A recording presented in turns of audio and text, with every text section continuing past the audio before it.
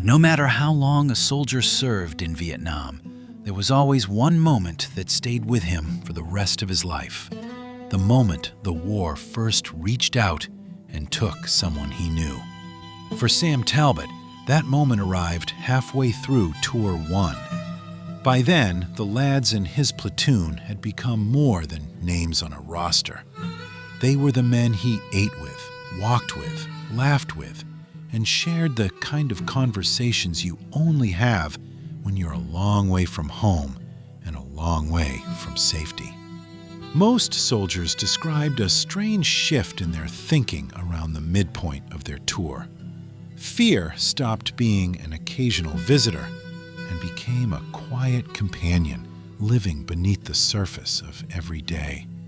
They learned to hide it, of course, behind jokes, behind routines, behind letters written with steady hands, even when their hearts shook.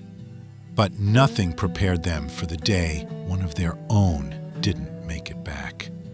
In Vietnam, danger often came without warning. A trail that seemed safe for weeks could be wired overnight.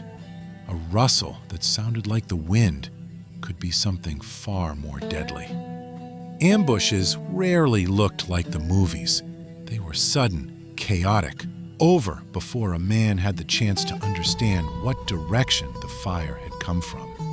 Historically, most casualties in Vietnam happened during small unit patrols, 10 or 12 men moving through thick jungle, each one relying on the others to stay alive. There were no front lines, no safe zones, just long stretches of waiting, broken up by moments of violence so sharp and sudden they carved themselves into memory. Sam's platoon had been lucky up to that point. A few close calls, a few scrapes, but nothing that reached home. Until one morning, during what should have been a routine patrol.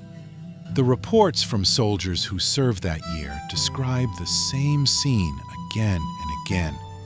A sudden crack of gunfire, a flash of movement, a shout, and then the world turning inside out. When the jungle fell silent again, the lads did what soldiers have always done.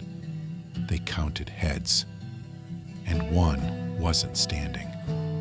It didn't matter whether it was a lad from the city or a farmhand like Sam, or someone nobody knew well yet. Loss hit everyone the same way, like the ground beneath them had dropped an inch, and nothing would ever sit quite level again. What Sam felt in that moment was something every veteran recognizes, a mix of shock, anger, guilt, and a deep, hollow ache that settled into his bones. The letters home after a loss changed too.